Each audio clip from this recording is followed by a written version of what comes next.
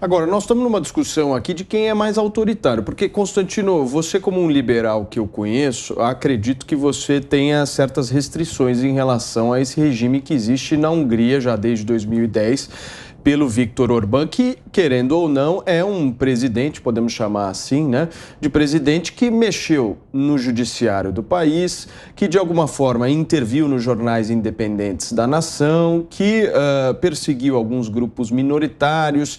Você acha que é compatível com a política que o Bolsonaro faz aqui no país? Boa tarde, Paulo. Boa questão, né? O Bolsonaro me parece muito mais liberal do que o Viktor Orbán. Ele ali frisou quais seriam esses valores em comum e isso já suscitou na imprensa brasileira um chilique, né? Chamando de valores fascistas. Quais seriam esses? Deus, pátria, liberdade e família. Ora, se defender Deus, pátria, liberdade e família é ser fascista, ferrou, né? Isso é banalizar o fascismo. Então, esse que é o problema. Acho que o Marco aponta para uma questão importante, que é a banalização do termo extrema-direita ou fascista pela nossa imprensa. E é a história do Pedro e do Lobo, né? Cantou tanto ali que tinha um lobo no quintal que quando aparece, aí a mãe não acredita mais. Então esse é o problema. Nós nunca vemos na imprensa a expressão extrema esquerda, nem para se referir a MST, PSOL, nem para se referir a Antifa, a Black Lives Matter. Agora, basta ser um pouquinho mais conservador, querer controlar a fronteira, falar de valores tradicionais, que vira extrema direita, ultraconservador e por aí vai.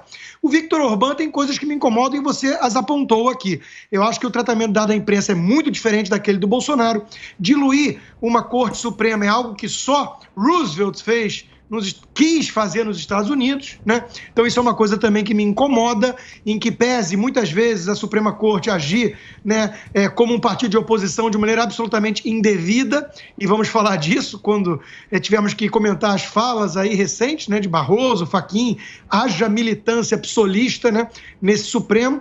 Então tem coisas no Viktor Orbán que não me agradam, como tem coisas que não me agradam em Bolsonaro e em Trump.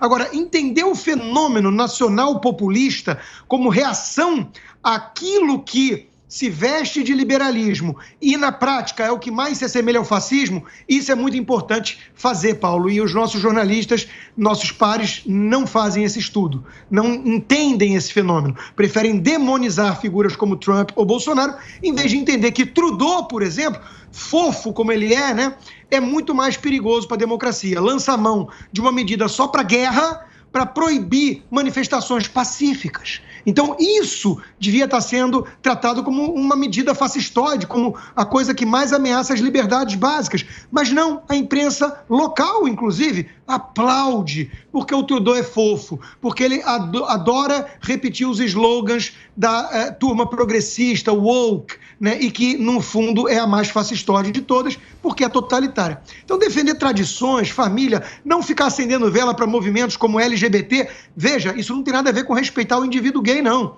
Isso tem a ver com a militância LGBT, que é condenada, inclusive, por muitos gays. Assim como o movimento racial, Black Lives Matter, não tem nada a ver com racismo. Tem a ver com marxismo, com violência, com implodir o sistema. A fronteira escancarada e imigração ilegal é algo que só pode interessar quem quer destruir uma nação, como os democratas aqui nos Estados Unidos. Então, quando você entende isso tudo e olha a reação pode ter excessos sim, mas virar as costas para o fenômeno não é correto.